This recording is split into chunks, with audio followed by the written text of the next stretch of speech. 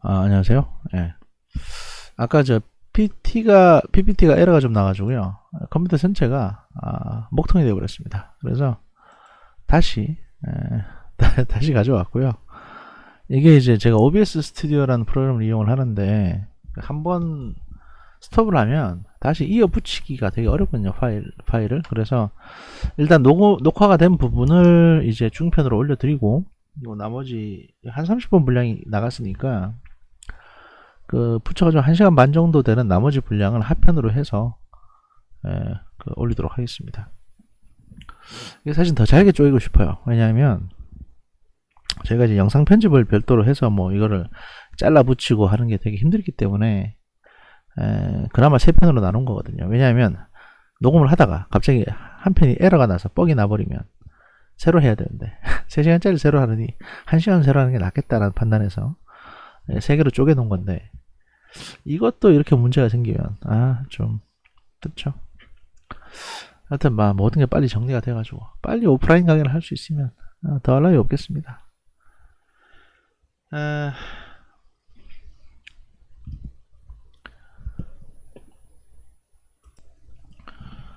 아까 권력 구조의 목적까지 했고요. 그 다음 입헌주의와 민주주의라는 시스템이 있습니다. 저희가 이제 이 권력 형태, 예를 들어서 정부 구성 형태에 관해서는 나중에 이제 다다음 강의 때쯤에 저희가 별도로 이제 아마 진행을 할 텐데, 일단은 이제 개념적으로, 관념적으로 입헌주의와 민주주의라는 게 어떤 거냐를 설명을 하고자 합니다. 여러분들이 뭐 다 아시는 내용일 수도 있고요. 또는 이제 처음 들어본다. 나는 독재 국가에 살다 와가지고 이거 처음 본다 이런 분도 계실 테니까 그냥 설명을 좀 드릴게요. 민주주의의 원칙, 주권 재민, 그리고 이제 다수결주의, 이런 것들이 이제 민주주의의 원칙입니다. 그 다수결주의가 중요한 이유는 정치 공동체의 구축이 전제되기 때문입니다. 그러니까 다수결이 되려면 그 다수결의 결정에 따르겠다라고 하는, 소위 말하는 이제 공동체가, 그러니까 사람들이 모여서 뭐 뜻을 같이 하는 사람들이 모여가지고 그 의사결정 일치가 되면 제가 따를게요라는 공동체가 이제 있어야 이게 다수결도 있는 거거든요. 예를 들어 직접민주주의를 하는데 우리 사회 주변에 가장 대표적인 직접민주주의가, 여러분들은 뭐 신경도 안 쓰시겠지만 아파트에 있는 입주자 대표자 회의, 아파트 입주자들이 모여가지고 한 8명 정도 원로원을 구성합니다. 여기는 뭐 어차피 투표로 되는 거니까. 그래서 여기서 이제 관리사무소하고 같이 뭔가 이제 아파트 내에 관리비를 사용해서, 모여있는 예산을 사용해서 뭔가 아파트 내 정비라든지 또는 물품 구매나 이런 걸 할 때 이제 오케이를 하고 뭐 논의를 하고 하는 과정을 거치는 그 모임이 있는데, 그 공동주택 안에서 일어나는 그런 자잘한 것들조차도 이제 그 법에 정해져 있는 그런 모임이 있어야 거기서 이제 다수결의 원칙에 따라서 결정도 하고 자시고 한다는 거죠. 그 얘기를 하고자 하는 겁니다. 단체가 필요하다. 로크 같은 경우는 시민사회는 평등하게 주권을 보유하고 있다고 가정된 개인들이 논리적으로 상상된 원초적 계약을 통해 만장일치의 원칙을 자발적으로 포기하고 다수결주의에 동의할 때 비로소 형성된다고 하고 있습니다. 여기서 이제 인민주권이란 다수결 원칙에 의해서 공동체의 집합적 의지로 명료하게 표출되지 않은 이상 그 의미가 없다는 거죠.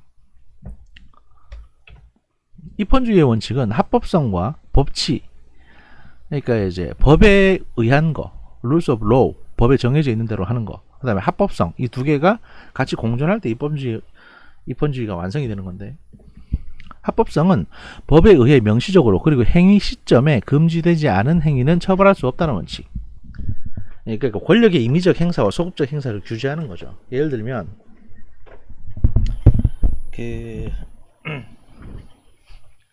지금은 현 시점에서는 제가 볼펜을 10개 사는 거를, 볼펜을 10개를 구매하는 게 불법이 아닙니다. 그런데 앞으로 한 2년 뒤에 환경이 너무 안 좋아져가지고 볼펜 10개 사는 거를, 볼펜에 개인 한 명이 볼펜 10개를 구매하는 거를 처벌하자라고 이제 법을 정해버립니다. 그랬을 경우에 지금은 그게 위법이 아니니까 지금 내가 사더라도 한 2년 뒤에 법이 정해졌는데 2년 뒤에 법이 정해지고 나서 2년 전에 너 볼펜 10개 샀지, 이렇게 소급적으로 저를 처벌할 수는 없는 겁니다. 또 한 가지, 지금은 볼펜 10개 사는 게 범죄가 아니에요. 그런데 마치 검찰이 그리고 법원이 다 모여가지고 작당을 해서 야, 너 볼펜 10개 샀으니까 범죄를 저지른 거야 라고 해서 처벌하려고 듭니다.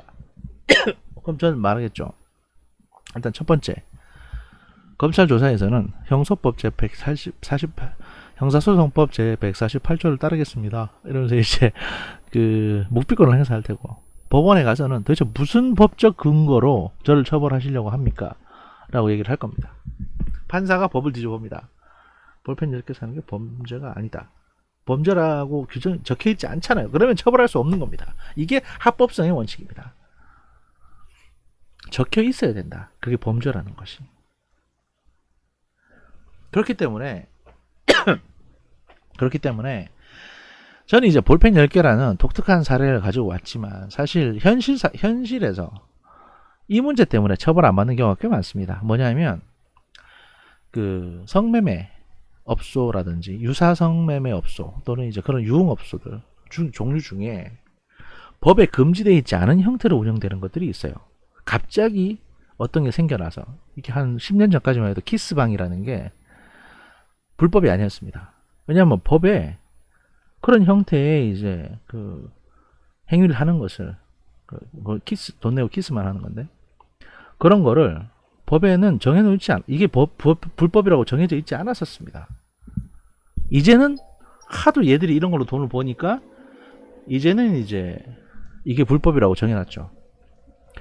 그러니까 보통 범죄자들의 범죄수법은 사실 법이 제정되는 것보다 더 빨리 보통 그런 것들은 더 빨리 빈틈을 찾아서 나가거든요. 그러니까 이게 법이 나중에 따라가는 효과는 있습니다. 이게 이제 그러다 보니까 늘 법이 늦는데, 그럼에도 불구하고 법이 한번 제정이 되면 그 다음에는 이제 치밀하게 이걸 규제를 하게 되죠. 그래서 좀 더 포괄적으로 법 제정을 해야 된다. 예를 들어서 뭐 이성 간에 뭔가 금전적인 거래가 오가고 또 어떤 이제 뭐 서비스가 오게 되면 그 서비스가 뭐든 간에 이걸 다 그냥 그 풍속 관련 범죄, 유흥 관련 범죄로 묶어야 된다, 이렇게 포괄입법을 주장하는 분도 계시는데, 그렇게 되면 또 무슨 문제가 생기냐면 별것도 아닌데 처벌받는 경우가 생깁니다. 분명히 당연히 그렇겠죠. 그래서 이제 케이스 바이 케이스로 하는지 아니면 어떤 사안이 너무 커져가지고, 그러니까 이런 식의 신종 범죄를 저지르는 사람들이 너무 많아져가지고 얘를 불법으로 묶어서 하는지는 사법당국이 얼마나 빨리 기민하게 움직이냐의 차이긴 합니다. 그러나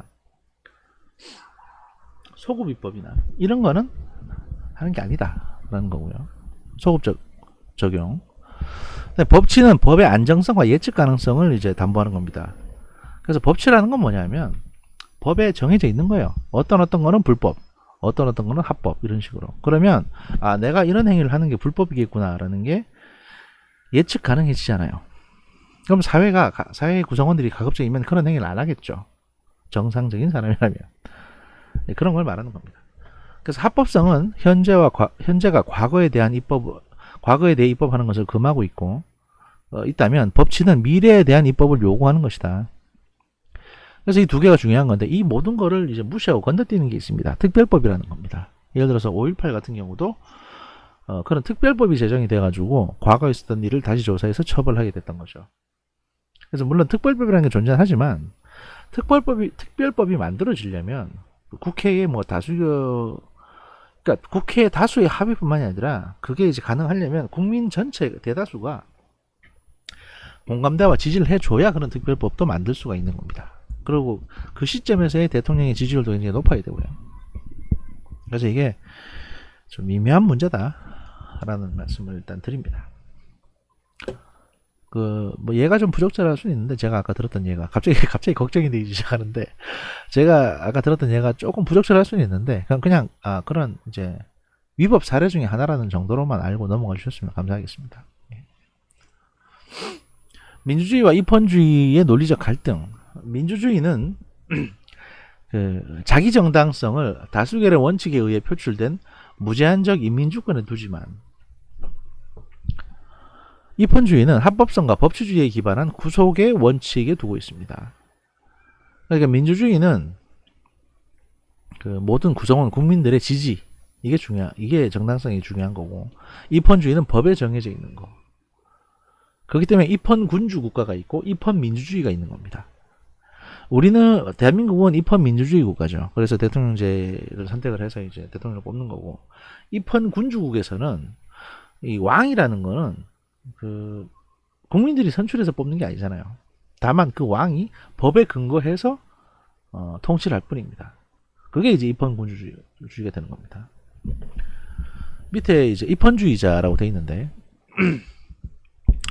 입헌주의자는 정치적 권력의 임의적 행사는 설사 그 권력이 민주적 집합 의지를 충실히 따르고 권력 행사가 공익에 부합하더라도 정당성이 결여된 것이라고 이제 봅니다.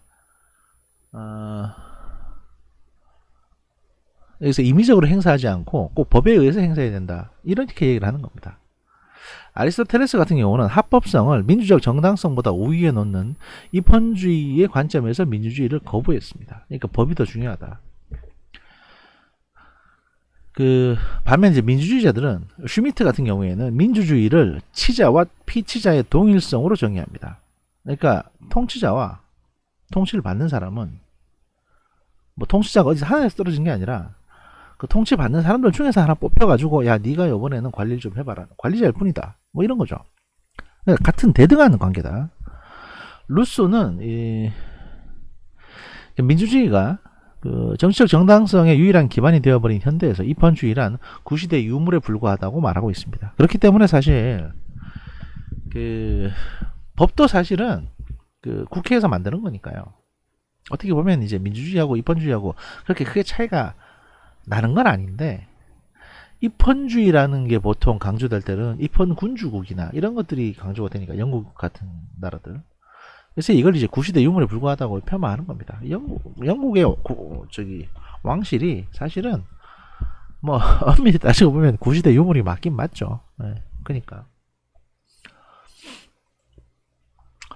그 민주주의와 이제 입헌주의의 논리적 갈등, 구속의 논리적 기제를 보면 개그룰스라고 해가지고, 개그룰이라고 해서 헌법이 부과하는 구속의 본질은 민주주의의 일정 수준의 재갈을 물리는 원칙이다 라고 되어 있습니다. 그러니까 좀 더 설명드릴게요. 또 정교분리의 원칙 있는데, 이런 예 중에 하나가 정교분리의 원칙이 있는데, 종교 문제를 정치적으로 다루고자 하는 다수 의지가 형성되더라도 헌정적으로는 재갈을 물려둡니다. 그러니까 예를 들어서 대한민국은 종교의 자유를 허용한다라고 되어 있으면 그 특정 종교를 가진 사람들이 50% 60%가 돼가지고 우리 종교의 교리를 헌법에 심고 싶다고 하더라도 그걸 못하게 해놓는 겁니다. 그러니까 다수결이라도 무조건 모든 걸 다 통제할 수는 없는 것처럼, 없는 걸로 이제 묶어놓는 거죠. 미국 권력 분립에 주된 초점은 주권 재민 원칙의 의회입니다.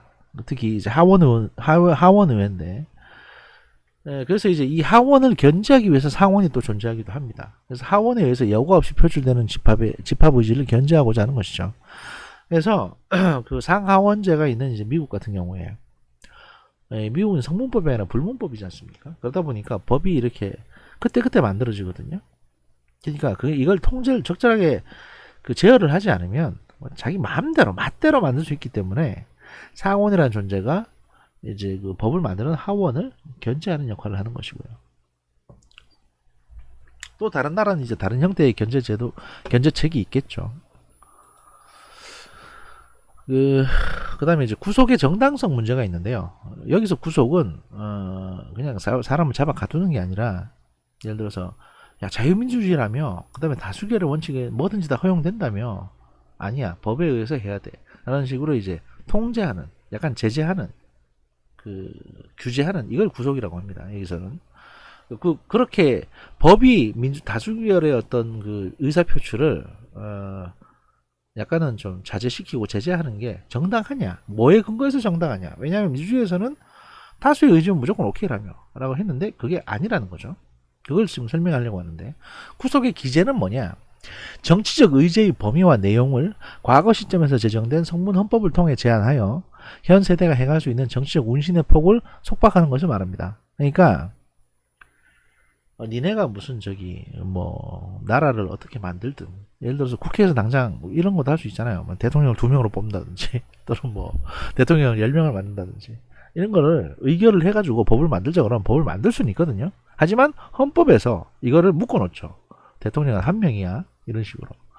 니들이 이걸 바꾸고 싶으면 헌법을 바꿔야 된다. 헌법 바꾸려면 국민 전체 동의가 필요하니까 그렇게 해서 헌법이 바뀌면 그럼 대통령 10명을 하든 20명을 하든 그건 뭐 오케이 해줄게 이렇게 되는 거죠. 이걸 말하는 거예요 지금. 그러니까 근본을 뒤집지는 못하도록 근본까지 손대지는 못하도록 아무리 다수를 하더라도 이제 일종의 브레이크 같은 거를 이제 중간에 뒀다는 거죠. 안전판 같은 거를 안전 그물 같은 거를 뒀다는 거고. 여기서 문제는 다수결을 통해 표출되는 주권 재민의 원칙에 비추어 보면 절대적이어야 하는 인민의 주권이 이런 식으로 어떤 헌법이나 이런 데서 구속되는 게 정당한가 라는 문제 제기가 될 수 있습니다. 그런데 이거는 또 아까 말씀드린 것처럼 현대사회나 우리 대한민국이 뭐 뚝 잘라서 5천만 정도라고 했을 때 그 5천만을 대표한답시고 국회에 300명이 모여 있는데 그 300명이 다 오케이 한다고 해서 5천만이 그걸 다 따라갈 그 뜻에 다 동의한다는 건 아니잖아요. 법적으로 4년 동안은 위임권을 줬지만 그 위임권이 과연 절대적이냐는 거죠. 어느 정도까지 할 수 있는 위임권을 준 거냐에 대해서 계속 논쟁이 있는 거예요. 그러니까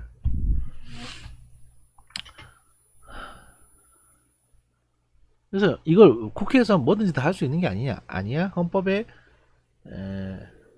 위반되지 않는 것만 해야 돼 라고 해서 만약에 국회의원들이 어떤 법을 만들게 되면 예를 들어서 요즘 부동산 관련해서 시끄러운데 그 부동산을 규제하는 법을 만들었더니 이걸 이제 개인 사유재산 침해라고 지금 누가 이거를 헌법재판소에 제소를 했습니다. 그래서 거기서 만약에 이거 위헌이다 그러면 그렇게 만들었던 부동산 관련 법은 다 위헌이 돼서 폐기돼야 돼요. 자동으로 개정이 되거나 뭐 그런 식입니다. 그러니까 부정적인 측면에서는 입헌주의를 계급투쟁의 산물로 보는 입장에서는 이걸 부정적으로 봅니다. 왜냐하면 다수결을 통해서 표출되는 인민주권을 구속하는 게 헌법밖에 없는데 이 헌법이 만들어졌을 때 뭐 권력자들끼리 타협해서 만들어진 거 아니냐 이런 시각인 거죠. 그런 부정한 헌법에 왜 인민 다수의 주권이 이제 통제받아야 되냐 못하겠다 뭐 이렇게 얘기하는 거고요. 긍정적인 측면에서는 입헌주의가 내적 일관성을 갖는 것이라고 보는 입장. 그러니까 적어도 이제 헌법학을 공부하다 보면 헌법은 계속 자기 스스로 이제 분석을 하거든요. 이게 과연 이런 의미가 맞는지 어디까지는 허락을 오케이를 해줘야 되는지. 왜냐하면 헌법은 다 한 줄씩 돼 있고 이거를 이제 여러 가지 의견으로 확대 해석하는 경우가 많기 때문에 여기에 대해 해석의 범위를 정해줄 필요가 있죠. 상식과 법에 맞춰서 비춰서. 그 다음에 구성원들의 정치 참여를 증진할 수 있다. 그 다음에 민주적 집합의지의 자유로운 구현을 가능하게 한다. 그러니까 소위 말해서 헌법이라는 게 있고 큰 틀에서 이게 큰 어떤 논의의 장을 만들어 주니까 이 안에서는 뭐 국회에서 뭐라도 논의할 수 있는 건데 이 논의의 장마저 없으면 그럼 어떻게 되겠습니까? 예를 들어 가지고 헌법에서 구속을 하지 않는다. 그럼 국회의원들이 뭔 법을 만들든 니들 마음대로 만들어 봐라. 그러면 뭐 다 그냥 오케이 해줄게. 이랬을 경우에 과연 국회의원들이 자기 마음대로 법을 만들 수 있을까요? 오히려 야 이거 만들었다가 혹시 뭐 잘못되는 거 아니냐? 라고 위축이 돼서 아무 법도 못 만들 수도 있습니다.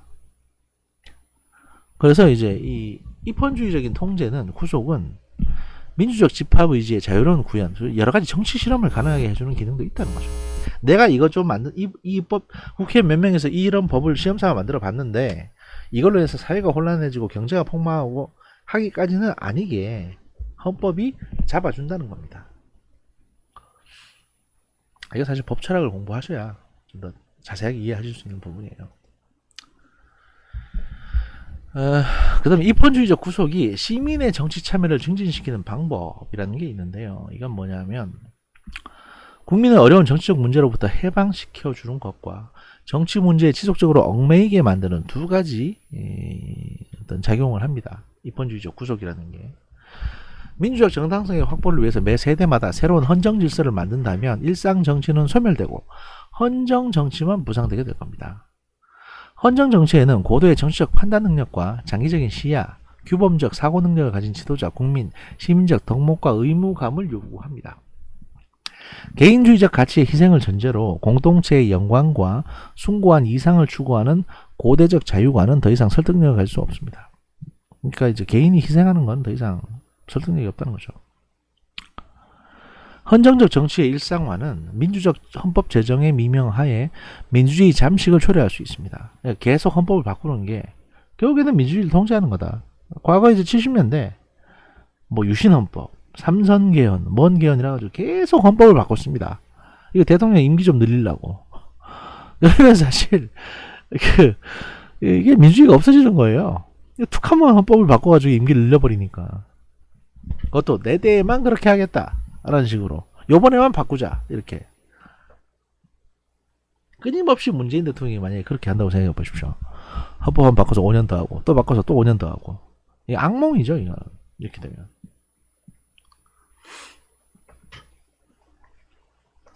일반 대중의 의지보다는 전문가, 직업 정치인의 타협의 산물일 가능성이 높다. 아까 이제 말했던 그 타협의 산물이라는 게 이런 얘기입니다. 헌법이라는 게 어차피 적당한 타협을 통해서 이제 각각의 위치가 조정되는 거 아니냐 이렇게 보는 거죠. 사실 뭐 요즘 비밀의 숲 2라는 드라마가 굉장히 이제 유행을 하고 있는 그 인기리에 방영되고 있는데 거기도 내용을 보면 헌법이 한번 바뀔 때마다 검찰과 경찰의 이제 수사권 조정 문제가 계속 문제가 됩니다. 수사는 검사가 지휘한다라는 헌법 규정 때문에 경찰의 수사조차도 검사의 지휘를 받아야 되는 그런 상황이 됐었거든요. 그래서 다음번에 헌법 바꿀 때는 요거 내용을 좀 아름답게 고칩시다. 같이 한다라든지 뭐 이런 식으로 검찰하고 경찰이 계속 이제 논의를 하는 거죠. 그렇게 타협이 되고 협상이 진행되고 조율이 되고 하는 거. 이건 사실 밀실합의고 고위층들의 밀실정치지 일반 대중의 어떤 그 다수의 선택은 아니지 않느냐 이런 비판도 할 수는 있습니다. 가능은 해요.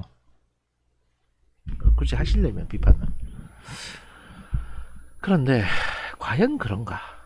그건 또 아니라는 겁니다.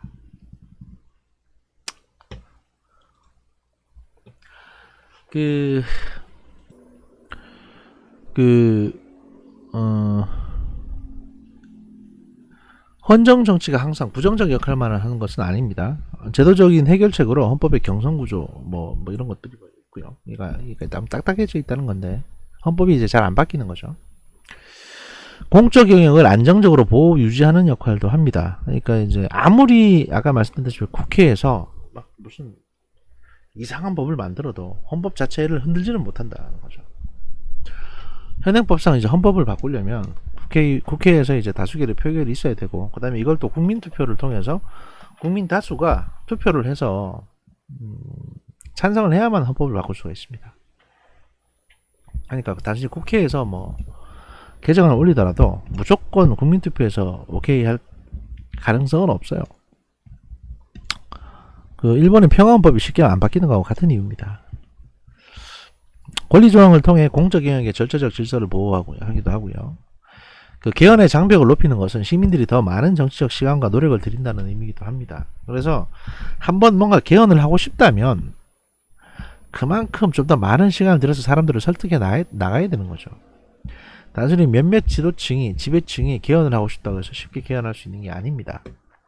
헌법이 바뀌게 되면 이 헌법에 많은 것들을 담을 수가 있거든요. 예를 들어서 뭐 특정 그룹을 뭐 귀족으로 한다 라고 헌법에 정해져 있으면 그게 귀족층이 되는 거예요. 헌법이라는 게 그렇게 무서운 겁니다. 자유의 차원에서 구속의 대상은 자유 그 자체가 되는 겁니다. 자유를 목적으로 하는 자발적 강압의 복속은 자유의 개념과 상치하지는 않습니다.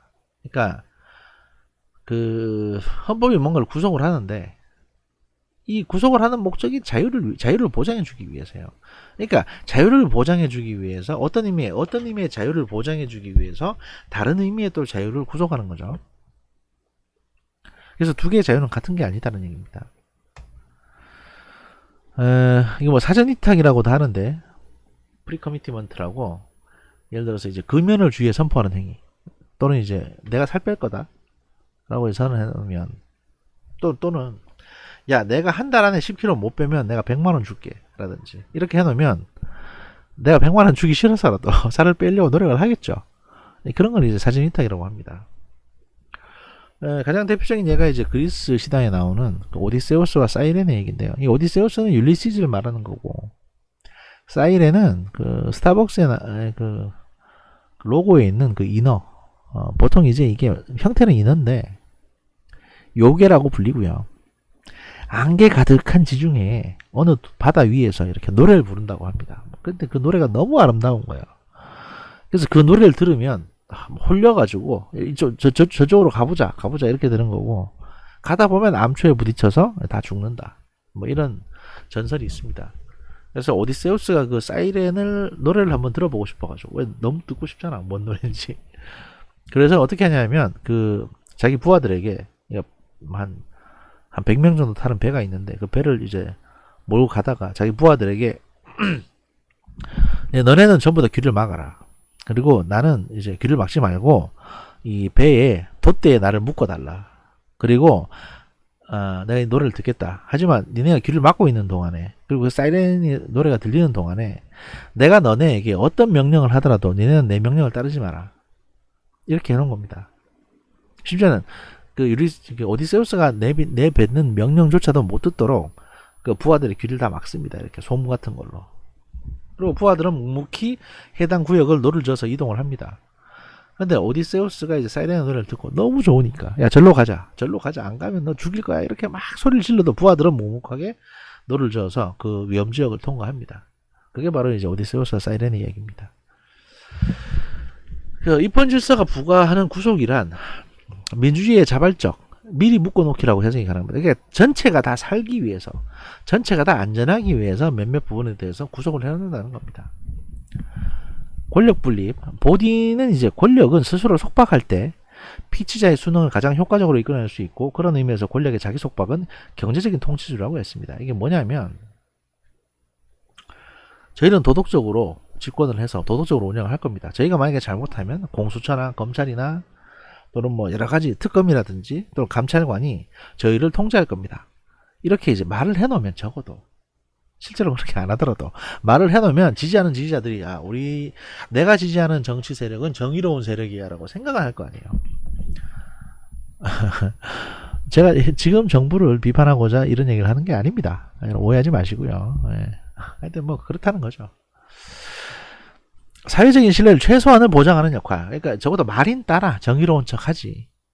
사실 얼마 전에 공개됐던 한동훈 검사의 녹취록을 보면 이 정부는 말로도 정의로운 척을 안 한다. 적어도 겉으로 아무리 정의롭지 않더라도 이명박 정부, 박근혜 정부 정의롭지 않았어요. 솔직히 속내를 보면 부정부패했는데 적어도 겉으로는 정의로운 척이라도 했거든요. 그래서 만약에 누가 뭐 이런 특혜를 저질렀다, 또는 누가 이런 부정을 했다, 후원금을 강추했다 이러면 바로 그 자리 관두게 하고 뭐 나중에 결과가 어떻게 나오든 검찰 조사 받겠습니다. 그런데 현 정부는 그조차도 안 한다는 겁니다.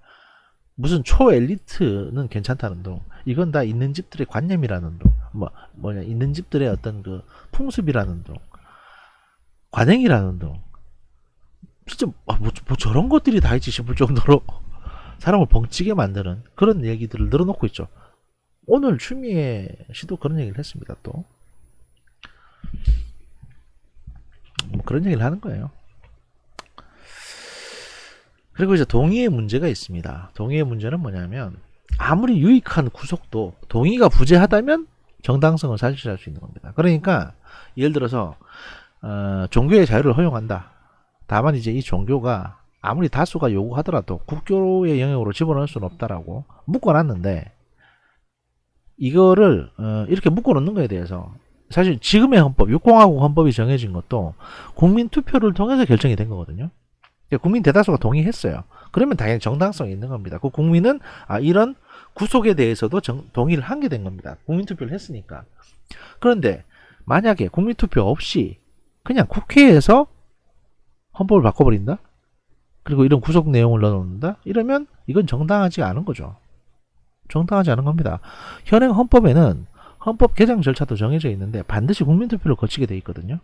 근데 국회의원들이 지들 마음대로 헌법을 뜯어고친다? 이거는 줄줄이 국가 반역죄로 처벌받아야 될 일입니다.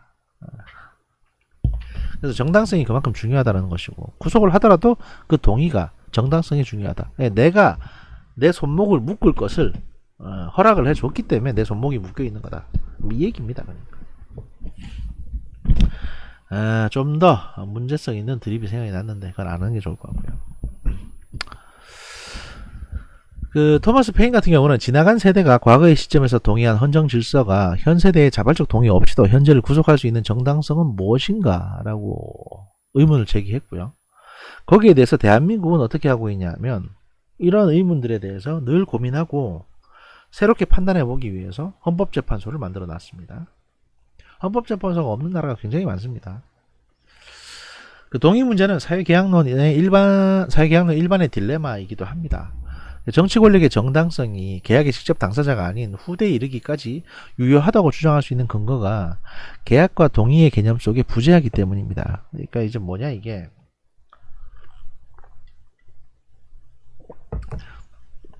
유공화국의 헌법이 만들어졌는데 이게 만들어진 게 1989년인가 뭐 92년인가 그런데 이게 한 50년, 60년, 70년이 지나가지고 그때 헌법 만들 때 투표했던 사람들 다 죽고 나서 이 후손들이 아직까지도 육공화국 헌법을 쓰고 있다고 할 경우에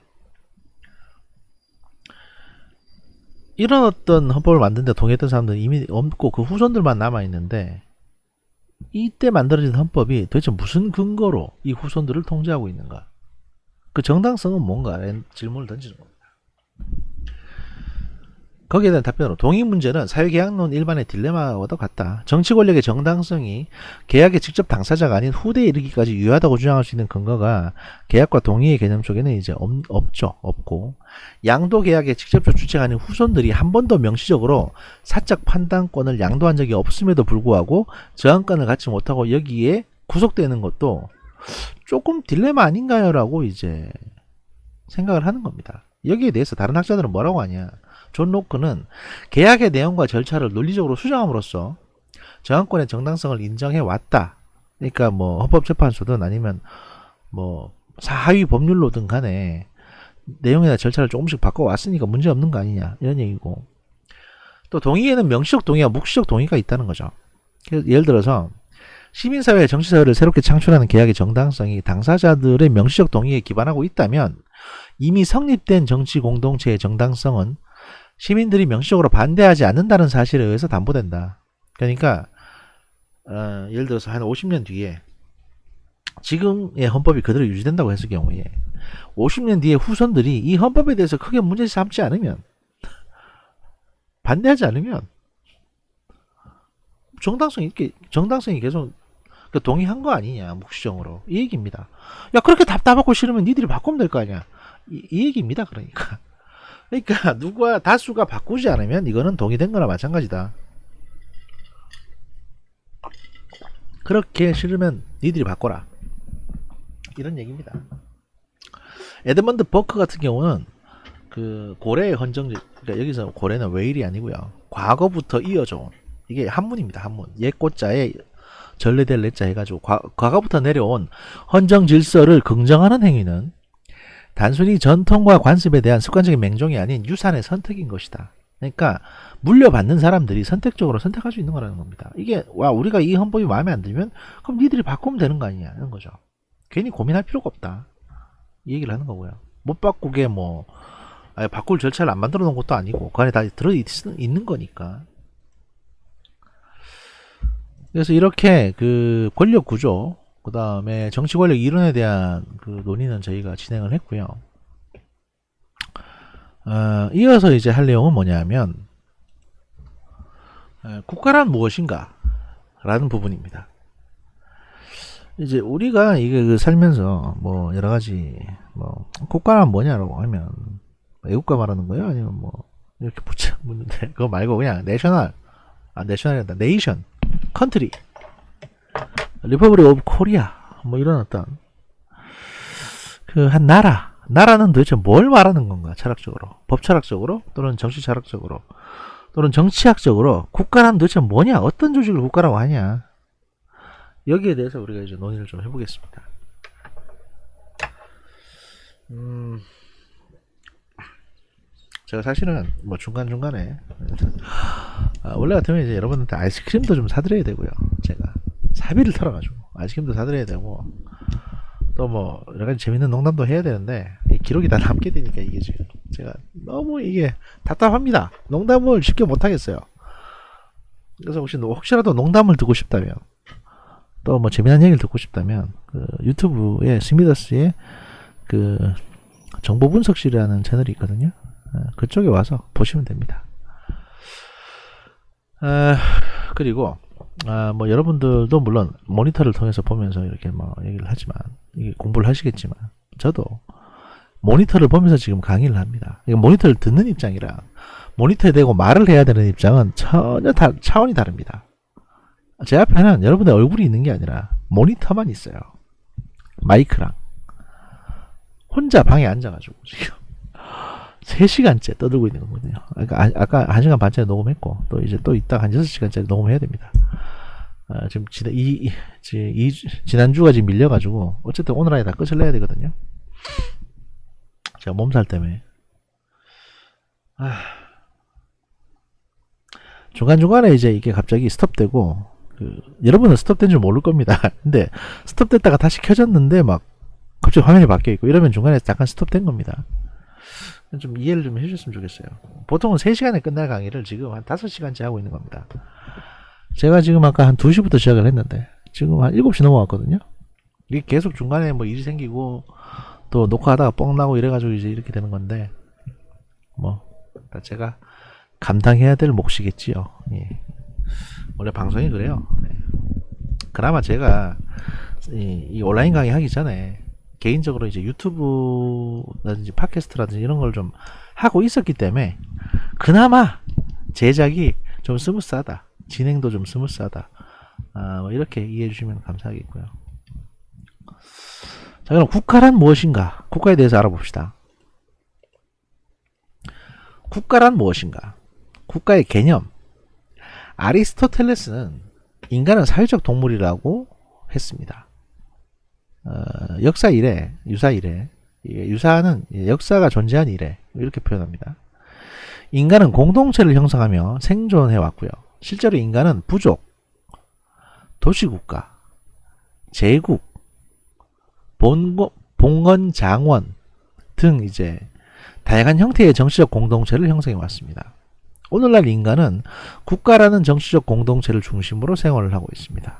물론 뭐 그 아래에서 예를 들어서 뭐 아니 나는 서울 시민인데요 라고 이렇게 말씀하실 수도 있겠지만 그 서울조차도 대한민국의 범위에 들어가 있고 여러분이 가지고 있는 신분증에 여권이나 운전면허증이나 주민등록증에 리퍼블릭 오브 코리아라고 돼 있거든요. 그러면 좋든 싫든 대한민국 사람인 겁니다. 네. 그리스 로마 시대와 중세에는 인간이 정치적 공동체로서 폴리스, 시비타스, 임페리움 등의 용어를 사용했습니다. 영토 개념이 포함된 테러토리에 아마 이제 그 기원이 되는 라틴어 같은데요. 라틴어인가 이게? 아무튼 뭐 또 티레네 또는 랜드 등의 용어도 함께 통용이 되어 왔고요. 유럽에서는 중세시대의 지배자, 왕국, 군주의 신분적 지위를 가리키는 개념이었던 스테이토는 라틴어의 스타투스로부터 전래가 됐고 오늘날 국가인 스테이트라는 용어의 기원이 됩니다. 그러니까 이걸 이제 신라 시대로 바꾸면 뭐 이사금, 구서당 10정, 아니 뭐 미다부리 정 이러다가 정촌 하는 게 이제 나중에 뭐 어떤 행정 단위로 이제 바뀌어져 오는 것처럼 뭐 그런 식의 얘기죠. 그러니까 이런 국가에 대한 어떤 개념 자체가 대부분 다 외국에서 이제 처음에 나왔기 때문에 외국어의 기원을 둔 이런 설명밖에 할 수가 없습니다. 16세기 초 마키아벨리는 그의 군주론에서 저희가 발음이 저는 그냥 대충 읽는데 발음이 정확치 않을 수 있습니다. 이걸 찾아서 정확한 발음을 알아보시기 바랍니다. 라틴어 발음을. 스타토라는 용어를 처음으로 사용했고요.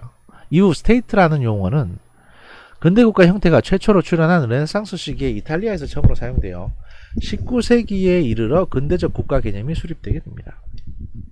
따라서 국가 개념과 19세기 근대국가의 출현은 불가분의 관계를 형성하고 있습니다. 다른 한편으로 현대의 국가 개념은 우리의 생각보다 그렇게 오래된 개념은 아닙니다. 베네딕트 앤더슨에 따르면 상상의 공동체, Imagined Community, 상상의 공동체라는 주장이 있는데 민족주의에 기반을 둔 상상 속의 공동체 개념이 곧 국가라는 주장 있긴 합니다.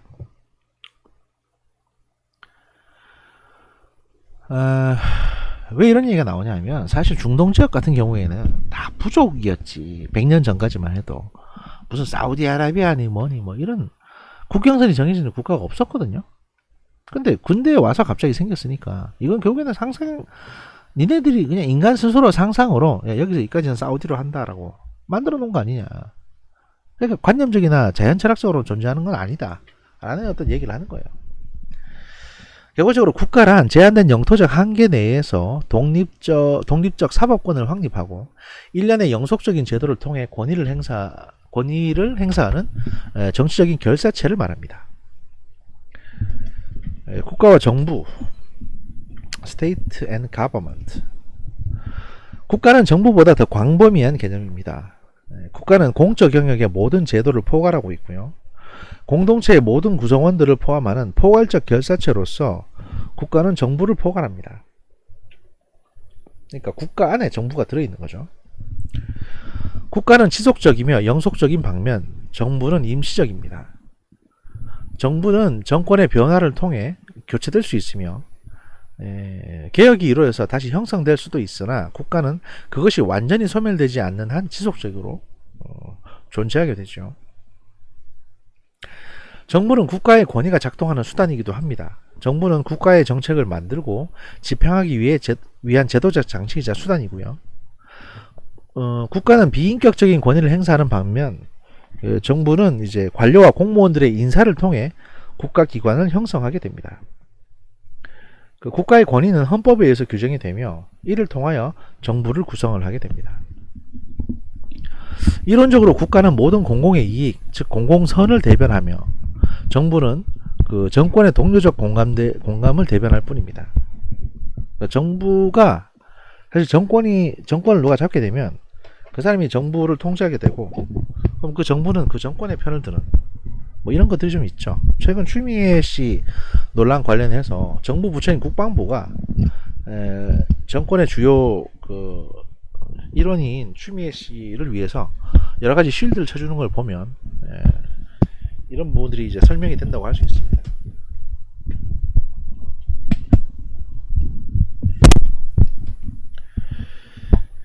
그리고 국가와 사회, State and Society.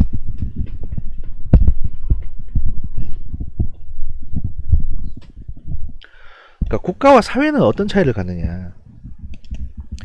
흔히들 이제 국가와 사회는 대립적인 관계로 묘사되는 경우가 많습니다.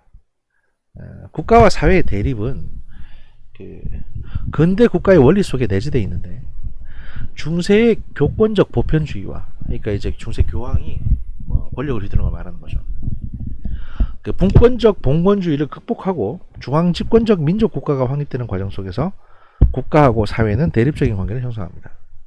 그러니까 여기서 종교는 사회일 수 있죠. 그리고 국가는 왕권일 수 있는 거고, 그러니까 왕권과 그 신권이 늘 대립하게 되는 겁니다. 종교가. 즉 세속군주는 대외적인 독립성과 대내적인 최고성을 강조하고 근대의 절대주의 왕정국가를 형성하게 됩니다. 이후 절대 왕정에 대항하는 시민혁명의 과정에서 사회는 국가의 대립적 관계로 각인되게 됩니다. 국가를 저항의 대상으로 간주하려는 한국의 정치 현상이 있습니다. 이게 아마 이제 70년대부터 시작돼 가지고 80년대까지 쭉 이어져 온 소위 386들이 가졌던 이제 저항의식 같은 건데요. 과거 권위주의 정권에 대항하여 민주화를 요구하던 시민사회의 저항 정신이 민주화 이후에도 지속되고 됨으로써 과거 국가 혹은 정부를 적대적으로 규정하는 운동권의 논리가 존재합니다. 사실 이런 문제 때문에 본인들이 집권을 했음에도 불구하고 검찰에서 조국 씨의 범죄를 수사하는 거를 마치 국가 권력이 자기들 탄압한다는 식으로, 개혁의 주체인 자기들 탄압하는 식으로 얘기하죠. 본인들이 국가의 가장 핵심인 정부를 장악했음에도 불구하고, 여당임에도 불구하고 이런 말 같지도 않은 웃기는 논리가 나오는 겁니다. 오늘날 이론적 국가로는 여러가지 사회 집단에 대한 국가의 통합성과 포괄성을 강조하여 국가가 나머지 사회를 흡수하지만, 다원적 국가론에서는 국가의 독자성과 역사적 특수성을 부인하여 국가가 공동체 사회 내에 여러가지 집단과 균등한 지위를 형성하게 됩니다. 그 다음 저희가 볼 게 이제 국가의 구성 요소들입니다. 여기서 자, 국가의 구성 요소를 이제 살펴봅시다. 첫 번째, 인민. 한 국가 내에 거주하는 인민은 비록 종교, 인종, 언어 등이 서로 다를 수 있지만 같은 국가 내에서 서로 동등한 정체성을 갖는다면 하나의 국가를 구성하게 됩니다. 하나의 단일 민족으로 민족 국가를 건설하는 사례는 거의 존재하지 않으며, 대한민국 같은 일본이나 한국 이런 것들이 좀 있죠. 거의 없다는 게 이런 겁니다. 인적 교류와 문화를 통한 동질성 및 정체성 형성이 국가를 건설하는 데 주요하게 작용합니다. 사실 일본이나 한국도 얘기했지만 이게 단일 민족은 아닙니다. 솔직히 말씀드리면 수많은 이민족들이 섞여 있는 겁니다. 한국만 하더라도 신라 왕실의 주축이었던 이제 흉노족, 그 다음에 여진, 거란, 말갈, 그 다음에 일본에서 건너온 사람도 있을 테고, 또 베트남, 동남아 쪽에서 넘어온 사람도 있고, 그야말로 숫자가 다 섞여 있습니다. 그렇게 독보적인 단위는 없어요. 인민은 국가를 형성하는 데 주요 행위자로서 인민을 떠난 국가는 존재할 수 없으며, 국가는 결국 인민에 의해서 형성이 됩니다. 지금은 이제 이걸 국가의 구성원이니까 국민이라고 표현을 해도 크게 문제는 없죠. 다음, 영토, 테리토리. 모든 국가는 다른 국가와 구분되는 구체적이면서도 제한된 영토를 갖습니다. 국가의 구성 요소로서 영토의 중요성은 이스라엘과 팔레스타인 사례로도 증명이 됩니다. 영토는 국가의 자연적인 구성 요소로서 영토의 안전과 통일을 위해 통일을 통해 국가 존립을 유지하게 됩니다. 팔레스타인 같은 경우도 팔레스타인이라는 말이 팔레스타인 이 자체가 이제 저 지역에 사는 사람들 얘기하는 건데, 저게 어디서 기원된 말인지 아시나요? 성경 공부하시는 분들은 아실지도 모르겠는데, 저게 블레셋인입니다. 블레셋인을 말하는 것이고, 과거에 이제 아마 제가 알기로는 다윗과 골리앗에서 골리앗이 블레셋인이었을 겁니다. 그래서 이제 팔레스타인 영토, 특히 중동 지역의 독특한 지역 같은 경우에는 그리스, 그 다음에 사실 기원이 어딘지는 몰라요. 민족 구성도 워낙 다양한데, 이제 유대인 같은 경우도 독보적이고 독자적인 무슨 혈통이 있는 것처럼 알고 계시는 분들이 있는데, 그게 아닙니다. 유대인도 사실은 과거에 이제 이집트에서 노예 생활하던 팔레스타인이라고도 얘기하고, 이제 특정 부족이라고도, 아랍 부족이라고 얘기하는데, 이집트에서 노예 생활하던 사람들이 이제 탈출하거든요. 모세랑 같이. 그걸 출애굽기라고 합니다. 그때 모세랑 같이 나온 사람들을 유대인이라고 불렀어요. 그러니까 결국에는 유대인이라는 게 뭔가 특정적으로 정해져 있는 그런 혈통관계는 아니라는 거죠.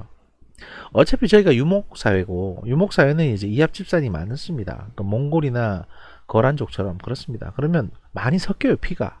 그럴 수밖에 없어요. 그러니까 지금의 이스라엘에 사는 사람들이 우리는 순수 혈통의 유대인 운운하는 것도 웃긴 소리고요. 팔레스타인도 마찬가지입니다. 어떻게 보면 지금의 이스라엘인과 팔레스타인은 사실상 유전자적으로는 똑같은 사람일 수도 있습니다. 똑같을 수도 있어요. 다만 이제 그들이 믿는 문화나 종교적인 배경이 차이가 나기 때문에 서로 저렇게 이제 대립을 하고 싸우는 거죠. 그 과거 70년대, 60년대, 70년대, 80년대까지만 해도 그 팔레스타인 무장 독립투쟁 운동이라고 해가지고 저쪽에 계신 분들이 많은 테러 활동을 하셨거든요. 그래서 사실 국제사회로부터 많은 외면을 당하기도 했습니다. 뭐 하마스라든지 검은 구월단, 피에로 이래가지고 각종 테러 단체, 가장 대표적인 테러 단체 이제 대명사처럼 됐죠. 아라파트 의장 이런 거. 그래서 이스라엘에 대해서 상대적으로 좀 동정적이고, 왜냐하면 쟤들이 한번 테러를 하면 이스라엘 사람만 죽는 게 아니라 보통 이제 미국 사람이나 프랑스 사람 다 죽으니까 그랬었는데, 평화협정이 있었잖아요, 클린턴 때. 그러고 나서도 이제 이스라엘이 이걸 잘 안 지킵니다. 그래서 클린턴 정부 이후부터는 사실 이스라엘이 여기에서 가장 많은 문제를 일으키고 있습니다.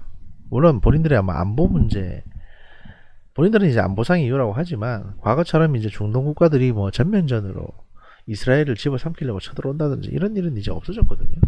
그러면 행정적으로나마 좀 사이좋게 살 수도 있잖아요. 사이좋게. 근데 그걸 못한다네. 그렇게. 그게 싫다는 거예요, 그냥. 그런 의미에서 보면 탈레반이나 저 극렬 유대교 분파나 크게 다를 게 없다. 갑자기 제가 이거 말씀드리다 갑자기 빡쳐가지고 이런 말씀 드리는 겁니다. 그렇다고 뭐 이스라엘은 악마다 뭐 이렇게 말씀드리고 싶진 않아요. 왜냐하면 뭐 굳이 이해가 안 가는 건 아니죠. 자기들은 그냥 일상적으로 살고 싶은데 툭 하면 폭탄 터지고 미사일 날라오고 이러면은 누구라도 이제 약간 열받고 예민해질 수밖에 없는 게 뭐 인지상정이긴 합니다. 그러니까 그래서 영토는 이런 거고요. 그 다음에 정부, 가버먼트. 정부는 국가의 정치적 요소로서 일반인들은 국가와 정부를 구별하지 않고 사용을 합니다. 그러나 엄격한 의미에서 국가와 정부는 동일한 개념은 아닙니다. 왜냐하면 문재인 정부, 박근혜 정부처럼 한번 바뀐다고 해서 나라가 바뀌는 건 아니잖아요.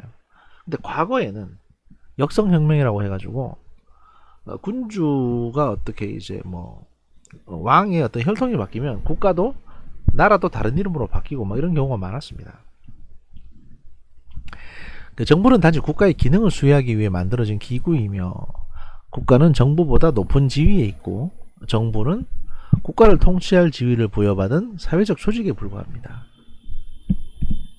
그러니까 행정부의 수반이자 국가 원수라고 두 가지 명칭을 이제 보통 대통령이 가지고 있는 것이죠. 그 다음에 이제 주권이 있습니다. 주권은 주어진 영토 내에서 아무런 제한을 받지 않는 절대적이고 영속적인 최고 권력으로서 국가가 주권을 가졌다는 의미는 국가의 관할권 내에서 다른 어떤 행위자도 국가의 의지를 거스를 수 없음을 의미합니다. 이 말은 우리의 영토 안에서는 우리의 경찰이나 우리 군이 무력을 사용하더라도 군사력을 사용하더라도 다른 나라에서 이의제기를 하지 않는다는 겁니다. 국가의 법적인 요소인 주권은 정부가 통치권을 행사할 수 있도록 하는 요인이 됩니다. 민주국가의 주권은 원천적으로는 국민에게 있으나 국민 개개인이 주권을 실질적으로 행사하기 어렵기 때문에 국민은 정부에게 권력을 이양하여 자신들을 대신하여 주권을 행사하도록 위임을 합니다. 국가의 핵심적 특성, 국가는 무엇보다 주권이다. 그러니까 이제 국가는 무엇보다 사회에 존재하는 다른 결사체와 집단을 대변하는 절대적이며 제한당하지 않는 권력을 지니게 됩니다. 예를 들어서 뭐 정부가 있다 칩시다. 정부가 있고 또는 뭐 정광훈 목사의 어떤 기독교 단체가 있다고 칩시다. 그러면 그 기독교 단체가 기독교를 믿는 사람들이 한 400만 명쯤 돼가지고 야 이제는 우리가 나라 세울 거야. 꺼져. 대한민국 정부 꺼져. 이러고 자기들끼리 나라를 만들어요. 그럴 경우에 대한민국 정부는 어떻게 하냐. 일단은 지켜봅니다. 저들이 뭔 짓 하나. 그 다음에 그러지 마시죠. 라고 얘기를 하고 걔들이 국가라는 형태를 만들어서 정광훈 목사가 무슨 대통령쯤 되고 그 양반이 이제 그 동네 안에 있는 다른 일반적인 국민들에 대해서 막 세금을 걷는다든지 또는 경찰력을 행사한다든지 사설 경찰 만들어가지고 그렇게 할 경우에 그때서야 국가는 개입합니다. 이건 불법행위니까. 그래서 체포합니다라고 해서 가서 몰려가서 두들겨 패고 체포하는 겁니다. 국가는 국가 내에서 다른 어떤 집단보다 우선하는 절대적인 권한을 갖습니다. 국가가 야 니네 해산해라고 하면 해산해야 되는 거예요. 물론 법적으로 다퉈볼 수는 있겠죠. 국가는 특별한 사회체제 내의 구성원들에게 포괄적 통제력을 지니는 최고 통치권을 행사할 수 있습니다. 이때 국가의 힘, 곧 주권은 대내적 차원에서 뿐만 아니라 대외적인 측면에서도 유효합니다. 그래서 다른 나라가 간섭을 할 수 없게 됩니다. 국가는 시민사회의 사적 제도와 달리 공적 제도를 기반으로 운영이 됩니다. 따라서 국가는 사적 이익이 아닌 공공의 이익을 추구하도록 되어 있습니다. 왜냐하면 세금을 사용을 하고 또 이런 공적인 근거에 의해서 운영되는 조직이기 때문입니다. 그래서 국가가 만약에 사적 이익을 위해서 뭐 몇몇 정치인들의 이익을 위해서 동원이 됐다. 지금 추미애 씨 아들 문제 때문에 국방부가 추미애 편을 들려고 여러 가지 뭐 증거 조작을 하고 막 이러고 있다. 그러면 국방부 관계자들은 모두 직권남용이 되는 겁니다.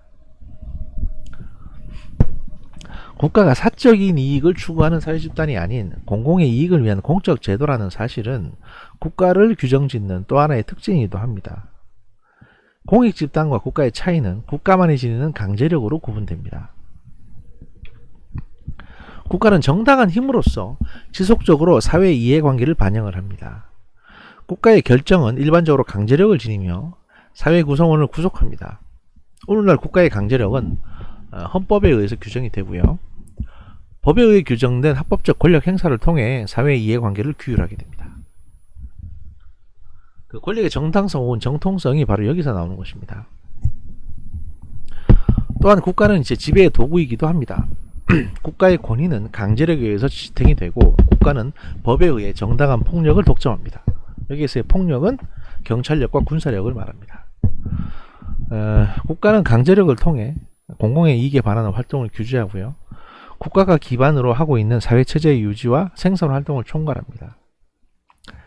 그 막시즘적 사고에서 자본가들은 국가를 장악함으로써 국가가 지니는 생산수단을 독점하고 이를 통해 낮은 임금으로 노동자를 착취하여 그들의 부를 지속적으로 축적한다 라고 이제 마르크스는 이렇게 말을 하기도 했었죠. 근데 마르크스가 몰랐던 게 뭐냐,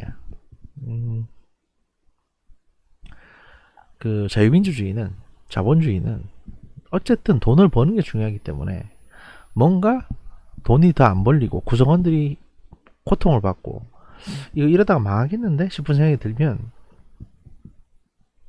기계 바꾸듯이 개념을 바꿉니다. 그래서 개량을 하는 거예요. 마르크스는 머리가 너무 굳어 있었기 때문에 이거를 예측을 못했습니다. 저 자본가 놈들이 같이 살기 위해서 뭔가 타협을 하는구나 라는 거를 마르크스는 몰랐다는 거죠. 그리고 사실 어떻게 보면 이게 양면적, 서로 이제 서로가 서로한테 기여한 부분도 있는데 당시 자본가들이 너무 혹독하게 했기 때문에 마르크스가 그 울분을 못 이겨서 이렇게 쓴 것도 있고, 또 이 마르크스의 공상론에 기반해 가지고 러시아나 중국에서 이제 혁명이 일어나다 보니까 야 저러다가는 진짜 다 죽겠다 싶으니까 자본가들이 보안 차원에서 여러 가지 사회주의적인 요소를 끌어들인 것도 있고, 수정자본주의, 소위 그렇게 수정자본주의라고 하는 그게 이제 끌어들인 부분도 있고, 그렇죠. 그러니까 모든 일이라는 게 서로 작용과 반작용이 있고 서로 보완이 되는 부분이 있는 겁니다. 다섯 번째, 국가는 영토적인 결사체입니다. 그 국가의 범위는 지리학적으로 정의가 되는데 국가의 경계 내에 살고 있는 모든 사람을 자율적인 실체로 간주합니다. 인간 공동체가 일정 지역에 정주하기 시작한 것은 국가 성립의 가장 일반적인 역사적 조건 중에 하나입니다. 국가를 통해 행사되는 최고 통치권이 미치는 지역적 영역을 가리키는 영토의 존재는 국가 성립의 가장 기본적인 요소 중에 하나고요.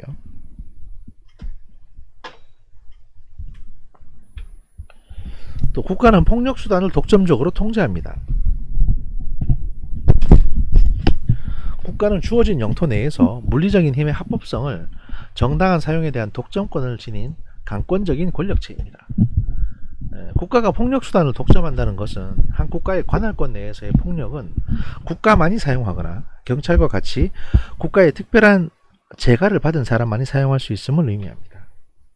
근대 국가가 강권적인 권력체라는 사실은 오늘날 국가가 다른 사회조직이나 단체들로부터 구분되는 가장 중요한 기준 중에 하나가 됩니다. 그래서 국가가 사용하는 폭력, 공권력은 물론 그것도 이제 법에 따라서 합법적으로 정당하게 사용이 되긴 해야 되겠지만 그래도 이렇게라도 쓸 수 있는 건 국가가 유일하다. 만약에 다른 어떤 자율방범대 또는 자경단 또는 시민이 만든 시민군 이런 사람들이 마치 공권력을 빌미로 해서 이런 걸 쓰게 될 경우에 그거는 국가의 공권력이라고 할 수 없고 합법적인 폭력이라고 할 수도 없다 라는 게 되는 거죠. 그래서 몇몇 분들은 그 5.18 사태에 관련 5.18 광주 민주화 운동 관련해 가지고 이런 논리를 갖다 붙여서 야 봐라 공권력 국가만 쓸 수 있는 건데 그 시민군이라고 말이지 시민들이 소위 말해서 그 무기고를 털어 가지고 무장을 하고 진압군을 향해서 사격을 하고 그래서 사상자를 내고 이런 것들이 반역행위 아니면은 뭐냐 라고 단순하게 말하시는 분들도 계세요. 근데 그건 좀 다릅니다. 왜냐하면 여기도 말했듯이 국가는 주어진 영토에서 물리적 힘의 합법적 정당한 사용에 대한 독점권을 지니고 있는 겁니다. 그러니까 합법적이어야 되고 사용이 정당해야 돼요. 그런데 대한민국 국민들이 뭔가 문제가 있다고 시위를 하고 있습니다. 비무장 상태로. 거기에 대고 총으로 실탄이 들어있는 총으로 무장을 하고 가서 사격을 하고 제압을 하고 학살을 했을 경우에 거기에 대해서 시민들이 선택할 수 있는 게 뭐겠습니까? 저거는 정당한 사용도 아니고 합법적인 사용도 아니라고 보여지는데 그러면 어떻게 해야 될까요? 이 많은 극우 보수분들이 추종하는 미국 있습니다. 미국 수정헌법에는 어떤 조항이 있느냐? 시민은 국가가 불법적인 무력을 사용할 경우에 거기에 대항해서 시민은 무장해서 싸울 수 있는 권리가 있다. 이게 지금 미국 사람들이 총을 살 수 있는 수정헌법 2조인가 뭐 그렇거든요. 우리도 마찬가지입니다. 민주주의가 가장 꼽혀 있는 미국에서조차도 이런 규정이 있으니까 당시 광주에 있는 시민들은 스스로 무장을 해서 불법적인 국가의 공권력에 저항을 했던 겁니다. 적어도 일방적인 학살은 당하지 않기 위해서. 이거는 큰 틀에서 보면 정당방위고요.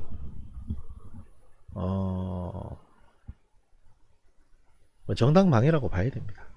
이걸 가지고 무슨 폭도네 뭐네 이런 식으로 말할 수는 없는 겁니다. 그리고 이런 얘기를 보통 하게 되면 또 이런 얘기가 또 다른 얘기가 나옵니다. 뭐냐면 누가 먼저 총을 쐈냐.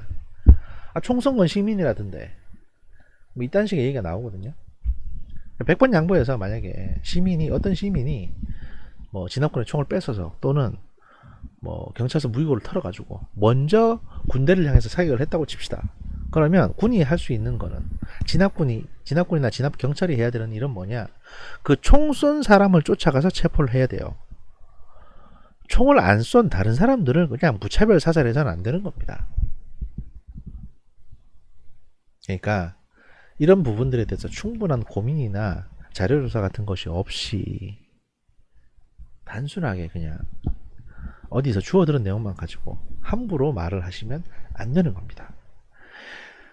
아주 허술하게 조사했을 것 같아도 당시부터 지금까지 그 광주 민주화운동에 대해서 사상자들에 대한 어떤 분석이나 데이터들은 많이 나와 있습니다. 예를 들어서 시민 사망자 중에 거의 대부분은 이제 M16 소총에 의해서 사망을 했습니다. 그리고 진압군 중에 30%는 진압군 중에 한 50%도 M16 소총에 의해서 이제 부상을 입거나 사망을 했고요. 그 다음에 나머지 진압군 중에 50%나 시민 중에 한 10% 정도가 칼빈 소총에 의해서 칼빈탄에 의해서 이제 부상을 했습니다. 이런 어떤 총알에 의해서 부상이 당했거나 사망당했는지도 다 조사를 해서 기록이 있어요.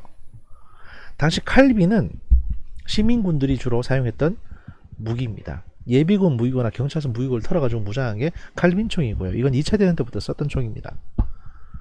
총알도 좀 다릅니다. 다르게 생겼어요. M16은 당시 진압군이었던 특전사 부대원들만 사용을 했습니다. 그렇기 때문에 아주 특수한 경우를 제외하고 거의 대부분의 경우에서 시민군에 의해서 죽은 건 아닙니다. 진압군이 사격을 해서 죽은 거예요. 그리고 그 중에는 오발 사격도 있었기 때문에, 왜냐면 그때는 1980년입니다. 뭐 야간 투시경이 이런 거 그렇게 보급 안 됐을 때거든요. 미군이나 쓰는 때지. 그러니까 야간에 쏟아보면 5인 사격이 비일비재합니다. 그래서 사실은 통제되지 않은 전장에서 이런 상황이 생겼을 때 가장 최악이라고 하는 거예요. 사실은 어떻게 정리해도 일단 희생을 하고 피해를 보는 거니까. 제가 드리고 싶은 말씀은 뭐냐, 뭐 북한군 특수부대가 개입을 했네 어쩌네 뭐 이딴 소리 하는 건 좋은데, 제발 팩트를 좀 알아보고 조금이라도 좀 더 공부를 하고 그런 얘기를 하시라는 겁니다. 팩트를 공부하면 공부할수록 북한군 특수부대 얘기는 쏙 들어갈 거예요. 사실은. 그리고 사실 말 나온 김에 내가 시간이 좀 있으니까 말 나온 김에 한마디 더 하자면, 북한군 특수부대 얘기인데요. 무슨 뭐 어디 방송에서는 북한군 특수부대가 500명이 광주에 내려와서 활동을 했네 안 해 뭐 이런 얘기를 합니다. 근데 이거는요, 특수부대에 대한 어떤 개념이 좀 없는 분들이 이런 말씀 하시는 거예요. 예를 들어 가지고 특수부대 한 명 키우는데 얼마나 많은 시간과 돈과 노력이 들어간지 아십니까? 얘들 좀 괜찮은 인력으로 만들려면. 아프간에서 전쟁이 벌어졌을 때 미국이 어떻게 했냐면, 아프간 부족들을 이제 규합해가지고 탈레반과 맞싸우게 하기 위해서 특수부대를 투입했거든요. 그 특수부대가 전투도 하지만 주로 그 아프간 다른 부족들을 무장시키고 뭐 맞서 싸우게 하도록 이제 하기 위해서 간 겁니다. 걔들이 들고 간 건 돈가방이에요. 달러. 그래서 일단 부족을 매수해야 되니까. 그 다음에 간 인력이 12명이 채 안 돼요. 많이 갈수록 역효과가 납니다. 12명이 채 안 됩니다. 그 정도 인원이 가서 작업을 했어요. 아프간에서도, 심지어는 미국이 그린베르라고 불리는 인원들을 그렇게 보낸 건데, 근데 뭐 북한 특수부대 500명이 와서 뭘 한다는 겁니까 도대체. 그리고 500명이면 걔들이 키우는 돈이 얼만데 그거를 그 난장판에 그 특전사 진압군들이 막 총질하고 있는 거기에 무장도 제대로 안 된 고급 인력을 거기다 흩뿌려요? 그 낭비지 그게? 그러니까 가서 걔들이 개죽음 당하면 이거 누가 책임질 건데요? 북한은 그런 짓을 한 적이 없습니다. 몰라요. 뭐 100번 양보해가지고 한 5명 온 적은 있겠지. 뭐 뭔 짓 하고 있나 보려고 5명이 왔을 수는 있겠지만, 사실은 간첩이든 특수부대든 간에 잠입하기 쉬운 데는요 어디냐면 그 대도시입니다. 평화로운 대도시, 서울이나 부산 이런 데 잠입하기 쉽지, 당장 계엄령이 선포돼 있고 툭하면 총알이 날아다니는 광주 그 현장 안에 들어가기도 어렵고, 들어가서도 안전을 담보할 수도 없어요. 거기 돌았다고 북한군이 그렇게 고급 인력들을, 특수부대를 거기다 투입하겠습니까? 뭐 하자고.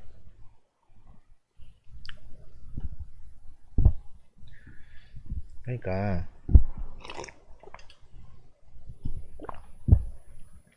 학술적인 차원에서나 정치적인 차원에서나 법률적인 차원에서 이 광주를 너무 신성시할 필요는 없습니다. 너무 신성시해가지고 이런 질문하는 것 자체가 문제다, 이건 사실 올바른 태도 아니에요.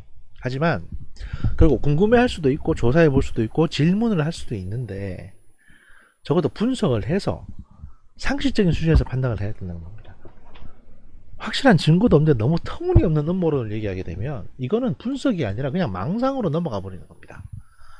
어떤 연구든지 간에 이래서는 안 돼요. 이렇게 되면 정상적인 정보 분석이 이루어지지가 않습니다. 망상의 단계가 돼버리면.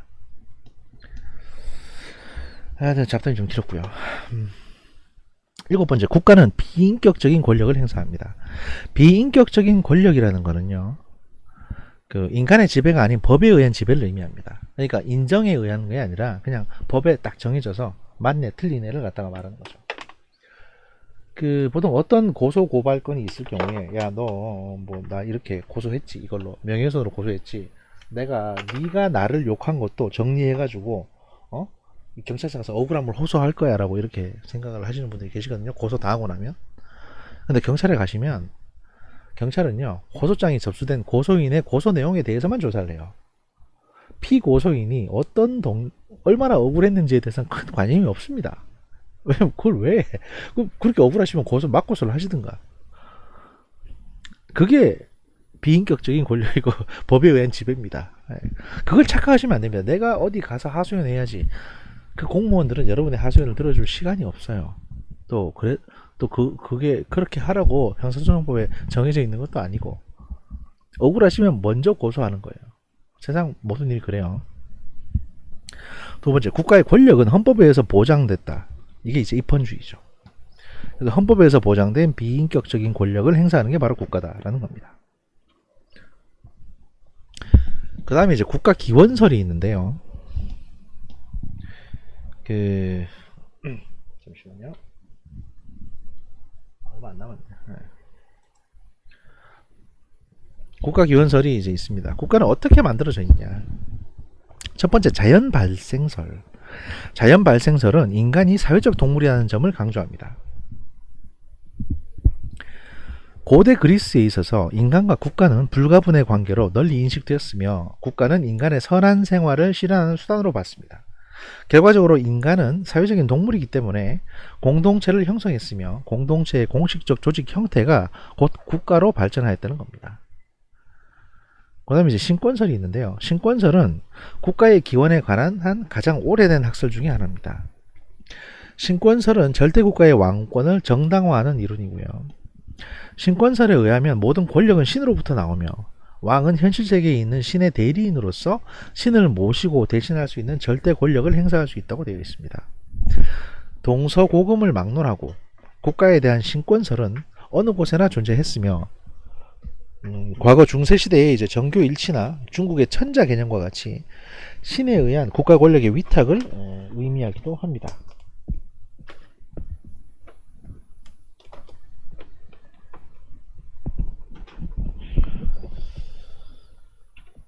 그 다음에 이제 사회계약설이 있는데요. 사회계약설은 국가가 지배자와 피지배자 사이에 합의된 계약에 따라 형성되었다는 것으로, 지도자는 피지배자의 동의에 의해서 통치를 한다는 개념입니다. 그 사회계약설은 다른 한편으로는 인민주권설로 불려집니다. 그러니까 결국에는 이제 국민들에게 주권이 있다라는 것을 이제 인정하는 인정하는 개념이니까요. 즉 국가의 지배권은 모든 인민들에게 있으며, 이러한 인민주권을 합의된 계약에 의해서 대리하는 것이 정치 지도자다라는 개념이죠. 근대 정치 사상가인 홉스, 로크 등은 이미 가장 잘 알려진 사회계약론자이며, 장자크 루소 역시 철저한 인민주권론자였습니다. 사실 이런 분들에 의해서 근대 민주주의가 이제 이론적으로 체계화되고 발전을 해왔죠. 이게 사회계약설이고요. Social Contract Theory. 그 다음에 이제 실력설, 무력 이론이 있습니다. Force Theory라고 해서 제다이가 뭔가를 만든다는 게 아니고, 무력, 힘, 이 논리는 약육강식의 논리를 자연스럽게 받아들여 강자가 약자를 대상으로 자신의 권력을 제도화시키는 과정에서 국가가 탄생했다는 것입니다. 사실 가장 초기에 국가의 탄생은 이런 면이 없지 않아 있을 수는 있습니다. 물론 다 같이 모여가지고 다 같이 맹수들의 어떤 위협에서 다 같이 이제 협력해서 살아봅시다 라고 했겠지만, 그 중에는 좀 더 강한 부족이 와서 점령을 하고 막 파괴하고 노예로 삼고 이런 것들도 있었을 거거든요. 여기서 국가는 종족 간 투쟁과 우월감을 만족시키기 위한 산물이며, 끊임없는 권력 투쟁과 경쟁을 통해 국가가 유지된다는 겁니다. 유목민족, 특히 몽골이나 거란 같은 유목민족이 사실은 중세시대 때까지도 이런 식으로 이제 국가가 형성이 되고 운영이 되어 왔죠. 그 다음에 이제 국가와 권력과의 관계에 대해서 정리해서 설명을 드리면, 국가와 권력의 개괄적인 이해를 통해 우리는 기본적으로 정치학은 사회의 가치들이 어떻게 분배되는가에 관심을 갖는 학문이라는 사실을 알 수 있습니다. 경제학이 상품, 서비스, 자원, 재화 등 물질적 가치의 배분에 관심을 갖는다면, 정치학은 권력, 존경심, 충성심, 명예 등 비물질적 가치의 배분에 관심을 갖습니다. 정치 과정에 있어서 사회의 비물질적 가치란 이익단체, 정당 혹은 국가와 같은 결사체에 의해서 분배되는 되는 것이고, 특히 자발적 방식이 아니라 권위적 방식으로 배분되는 것을 말합니다. 정치가 가치의 권위적 배분이라고 한다면 여기서 권위적이란 가치의 분배가 종종 특정인이나 단체의 명령, 즉 권력에 의해서 이루어진다는 것을 의미하기도 합니다. 정치학에 있어서 가장 중요하게 다루는 사회적 가치는 곧 권력이며, 국가는 가장 강력하고 큰 권력을 지닌 결사체입니다. 인간들의 정치적 권력 관계는 그것이 집중되는 사회의 특수한 제도적 장치인 국가를 중심으로 수립된다는 것입니다. 인간이 근대적 개념에 입각한 국가를 형성하면서부터 국가는 그 자체 내에 존재하는 다른 어떤 집단보다 우선하는 권력을 지니게 되었습니다. 사실상 인간이 함께 모여 사는 곳에서 어디까지나 정치가 발생을 하고, 정치가 존재하는 곳에서는 어디나 갈등이 발생을 하고, 인간은 이러한 갈등을 해결하기 위해서 규칙이나 법 혹은 정부 제도 등을 만들어내서 갈등을 해소합니다. 이런 가운데 국가 권력을 둘러싼 다양한 관계가 형성이 되는 것이고요. 일찍이 막스 베버는 정치란 개인이나 집단, 국가 간의 권력을 공유하거나 또는 이제 권력 배분에 영향을 미치려는 경쟁 과정이라고 정의한 바 있습니다. 결국 권력은 기본적으로 정치사회의 모든 구성원들이 이것을 받아들이게끔 하는 강제력이고, 이런 강제력은 국가를 통해서 실현이 됩니다. 이것이 이제 국가 권력의 가장 기본적인 개념이자 이론적인 바탕이 되는 것입니다.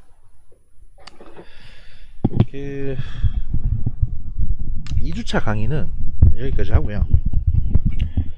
저희가 뭐 또 이제 수요일날, 여기서 수요일날 또 아마 원칙적으로 한번 또 올라가니까 3주차 같은 경우도 가급적이면 수요일날 업로드 할 수 있게 하겠습니다. 근데 혹시 모릅니다. 혹시 몰라서 제가 이제 강의를 녹화할 수 있는 시간이 지금 수요일밖에 없기, 지금은 요 강의는 수요일날 녹화를 해야 되기 때문에 그렇게 되면 이제 목요일이나 금요일날 업로드가 될 수도 있습니다. 어쨌든 뭐 금주 안에 업로드가 되고, 그 다음에 보시고 일주일 안에 출석 체크 해주시면 되는 거니까요. 그렇게 생각을 해주시고, 고생 많으셨고요. 다음 시간에 뵙도록 하겠습니다. 감사합니다.